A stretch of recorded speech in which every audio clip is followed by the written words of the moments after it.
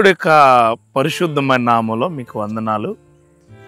శుభ శుక్రవారం అనే ఈ యొక్క క్రియల్లో బేసికల్గా 7 మాటలు, సిలువ కొరకు 7 మాటలు, సిలువ నుంచి వచ్చిన 7 మాటలు అంటే యేసుక్రీస్తు వారు చివరి గడియల్లో 7 మాటల కొరకు మనము చూసే మాటలో ఈ యొక్క సిలువ వేసే విధానంలో మనం ముందుగా కొన్ని అబ్జర్వేషన్స్ చూస్తే, కొన్ని క్రియలు, కొన్ని ఆలోచనలు చూస్తే కొన్ని మనం చూడాలి. రోమన్స్ ఆ సమయాల్లో ప్రత్యేకించి ఒక 5-6 రకాలైన శిక్షలు ఉండేవి. 5-6 రకాలైన శిక్షలు. వారు ఎట్లా ఉండేదంటే, ఫస్ట్ ఎవరైనా తప్పు చేస్తే రోమన్స్ వీధుల్లోకి పిలిచి రాళ్లతో కొట్టేవారు. రాళ్లతో అంటే హింసించేవారు అన్నమాట, హింసించేవారు. తర్వాత వీళ్ళని ఏం చేసేవారంటే బర్న్ చేసేవారు కొంతమందిని. రెండో టైప్ ఆఫ్ శిక్ష ఏంటంటే బర్న్ చేయటం అంటే బేసికల్గా అది అంటించటం అనమాట. అంటించటం, ఒక మనిషిని పెట్రోల్ పేస్ కానీ లేకపోతే అక్కడున్న ద్రావకాలతో అంటించటం చేసేవారు. మూడోది ఉరి తీసేవారు. అంటే ఒక కొన్ని నిమిషాల్లోనే చనిపోయేలాగా ఉరి అన్నది తీసేవారు ఈ రోమన్స్ ఆ టైంలో.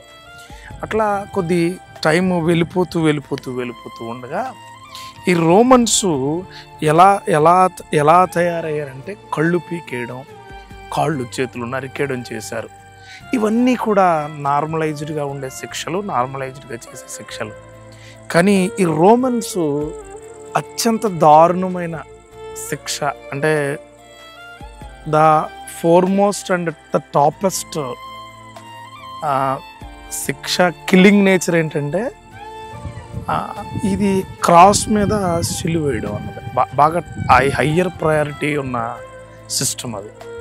సో ఇది టాప్ మోస్ట్లో ఇది ఖచ్చితంగా చాలా దారుణమైన శిక్ష. ఎట్లా అంటే సిలువ వేసే మనిషిని ఎన్నుకుంటారు ముందు. అతను చాలా ఘోరమైన తప్పిదం చేస్తే కానీ సిలువేయరు, సిలువేరు. ఇట్లాంటి ఎన్నుకోబడిన వ్యక్తి అంటే ఎవరు క్షమించలేని, ఎవరు కూడా అన్వయించుకోలేని శిక్షను, ఇది టాప్ మోస్ట్ శిక్ష అన్నమాట సిలువ వేయటం అన్నది. దొంగలకు, క్రూరులకు, అంటే ఎక్కువ మందిని హంతకులకు ఉపయోగించే శిక్ష. ఈ శిక్ష ఎట్లా ఉండేది అంటే ఈ శిక్షను ఆ రోమన్స్ అంటే ఒక వీధి గుండా, అంటే వాళ్ళకి రాజమార్గాలు కొన్ని ఉండేవి. అలాగే ఈ ఉరి తీయడము లేకపోతే ఈ సిలువ వేసే వాళ్ళని కొన్ని మార్గాల్లోకి తీసుకెళ్ళేవారు. అంటే the special way for all the culprits, అంటే ఎవరైతే దారుణంగా ఉన్న వ్యక్తులు ఉంటారో వారి కల్ప్రిట్స్ అంటారు. వాళ్ళకి ఈ స్పెషలైజ్డ్ మార్గాలు ఉండేవి. ఈ మార్గాల్లోకి వెళుతూ ఉన్నప్పుడు జనాలందరూ వాళ్ళని చూసి అరుస్తూ ఉంటారు. ఆ విధమైన అవమానకరమైన, దారుణమైన క్రియలు ఈ యొక్క సిలువ విధానంలో ఉండేది. దాదాపుగా 50 నుంచి 60 కేజీలు బరువున్న సిలువను, అంటే ఒక చెక్క కొయ్యను ప్లస్ సింబల్లో చేస్తూ, అంటే ప్లస్ కాదు కానీ ప్లస్ కంటే కొద్ది ఎక్కువ ఉంటుంది, క్రాస్ సింబల్లో చేసి మేదేసి ముందుగా బట్టలన్నీ తీసేసి కుదిరితే కొట్టేవారు. కొట్టడం కూడా ఎట్లా అంటే ఇవి మేకులు ఉండేవి. మేకులతో పాటుగా గొర్రె యొక్క లేకపోతే మేక యొక్క బోన్స్ ఈ బోన్స్ ఏవైతే ఉంటాయో ఆ బోన్స్ పూత పూయబడి లోపల మేకులు పెట్టి కొట్టేవారు కొరడాలతో. ఇదంతా అక్కడ జరిగే ప్రక్రియ. కానీ యేసుక్రీస్తు వారు అంత తప్పేం చేయలేదే. ఆయన ఏమన్నాడు? స్వస్థతలు చేసేవాడు. మనిషికి మంచి చెప్పే క్రీస్తుకు ఇది చేసేవాడు. యాక్చువల్గా వీళ్ళు ఈ చంపడానికి 4 కారణాలు మనం చూసుకుంటే మరణ బాధ ఏంటో తెలియాలనుకునేవారు మనుషులకి. రెండవది, సిలువ చాలా నెమ్మదిగా వేసేవారు. అంటే అవమానకరంగా ఉంచుతూ పాటుగా సిలువని వీధులు గుండా పంపిస్తూ, అంటే ఈ రోజుల్లో ఓ వ్యక్తి పెళ్లి విషయం కానీ, ఓ వ్యక్తి యొక్క విధానాలను ఊరేగింపు ఎలా ఉందో అప్పుడు కూడా రోమన్స్ అలా ఊరేగించేవారు అనమాట, అలా ఊరేగించేవారు.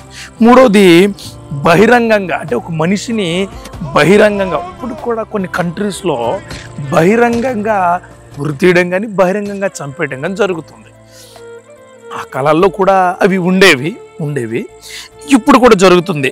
నాలుగోది ఏంటంటే చాలా దారుణమైన విధానం ఏంటంటే అవమానకరమైన తీర్పు అన్నమాట. ఇది తీర్పు. సో ఈ క్రియలన్నీ కూడా ఇక్కడ మనం చూడదగినది. బేసికల్గా రాళ్ళిచ్చి కొడితే మళ్ళా బ్రతుకుతాడు, బర్న్ చేసినా బ్రతుకుతాడు, ఊరేసుకుంటే కొన్ని నిమిషాల్లోనే చనిపోతాడు, కళ్ళు పీకేసినా కాళ్ళు నరికేసినా ఇంకేం చేసినా బ్రతుకుతారు. కానీ ఈ సిలువ వేయటం అన్నదే రమారమి 3 గంటలు ఈ కొరడాతో కొట్టడం కానీ, ఈ బ్లడ్ బయటకు రావడం కానీ, సిలువ మీద మేకులతో వేలాడదీయడం కానీ, 3 గంటలు నరకయాతన అనుభవించే చావు ఈ సిలువ మరణం, ఈ సిలువ క్రియల్లో ఉంటుంది. ఇప్పుడు ఈ సిలువ వేస్తారు, వీళ్ళ క్రియలన్నీ చెప్పాను. అసలు యేసుక్రీస్తు వారిని తీసుకొచ్చాం దాంట్లోకి. యేసుక్రీస్తు వారిని దాంట్లో తీసుకుంటే 33 సంవత్సరాలు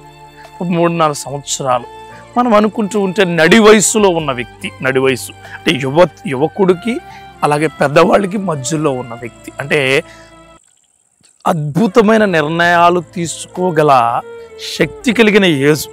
ఈ ఏజులో ఆయనకంట పెద్ద ఏజు వాళ్ళు, ఆయనతో సరైన ఏజు వాళ్ళు, ఆయనకంట చిన్న ఏజు వాళ్ళు ఆయన అంటున్నారు సిలువ వేయండి. చివరికి ఆయనకి తీర్పు వచ్చింది. సిలువ వేయాలని డిసైడ్ అయ్యారు. సిలువ వేయాలని డిసైడ్ అయ్యి ఆ పురవీధుల్లోంచి ఆయన్ని నడిపిస్తూ ఆ సిలువ భారాన్ని మోస్తూ అలాగే గొల్గతా అనే కొండకు, అంటే కపాల స్థలము, అంటే అస్థిపంజరాలు, అనేక వేల మందిని అప్పటికే అక్కడ ఉరి తీసి ఉండొచ్చు, చంపేసి ఉండొచ్చు, అక్కడ నిలబెట్టి ఉండొచ్చు. అనేక సిలువులు అక్కడ ఉంటాయి కూడా. అక్కడ అనేక కపాల స్థలం అంటే ఏంటి, మనిషి యొక్క మెదడు, అంటే మైండ్ ఏదైతే స్కల్ ఉంటుందో ఆ స్కల్ అన్నీ ఉంచబడిన స్థలం. అంటే మనం అంటాం కదా దెయ్యాల చెట్టు అని, శ్మశానాల్లో ఈ కపాలాలు ఉంటాయని అంటాం కదా. ఆ టైంలో కూడా అట్లాంటి విధానాల్లో ఉంచినప్పుడు అక్కడికి తీసుకెళ్తారు. ఆయన తీసుకెళ్ళినప్పుడు ఆయన సిలువ వేశాక చెబుతూ ఉన్న మాటలు, సిలువపై చెబుతున్నా, అంటే the specialized words coming out from the Almighty on the cross, from the cross. ఇది ఎందుకు చెప్తున్నాను మీకంటే, చాలామంది మాటలు చెప్పేస్తున్నారు. ఆ మాటకు అర్థాలు తెలుసుకున్నప్పుడే నిజమైన శుభవార్త, నిజమైన శుభ శుక్రవారము మనం జరుపుకుంటున్నాం. ఈ 7 మాటలు మీకు కొద్దిగా మీకు అర్థమయ్యే విధంగా అసలు ఎందుకు అన్నది క్లియర్ కట్గా చెబుదామని ఆశపడుచున్నాను. ఎందుకు ఈయన ఈ 7 మాటలు చెప్పారు అంటే, ఆయన జీవించిన కాలము, బ్రతికిన కాలము, పరిచర్య చేసిన కాలము, కుటుంబంతో ఉన్న కాలము, ఆయన ఏ విధమైన విధానాల్లోకి వెళ్ళారో ఆ కాలం అంతా కూడా 7 మాటల్లో పొందుపరచబడి ఉంటుంది. మీకు చెబుతూ ఉన్నాను, ఈ 7 మాటలు మీ జీవితాలకి శక్తివంతమైన క్రియలు చేయడంతో పాటు ఇంకోటి చెప్తాను. బైబిల్లో యేసుక్రీస్తు వారి ప్రవచన నెరవేర్పు అది కూడా చూపిస్తాను. ఆయన అన్న మాట చూపిస్తాను, బైబిల్ ప్రవచన నెరవేర్పు చూపిస్తాను. ఈ క్రియలు మీరు విని దేవుడి క్రియల్లో ఎదుగుతారని ఆశపడుచు ఉన్నాను. వింటారు కదా.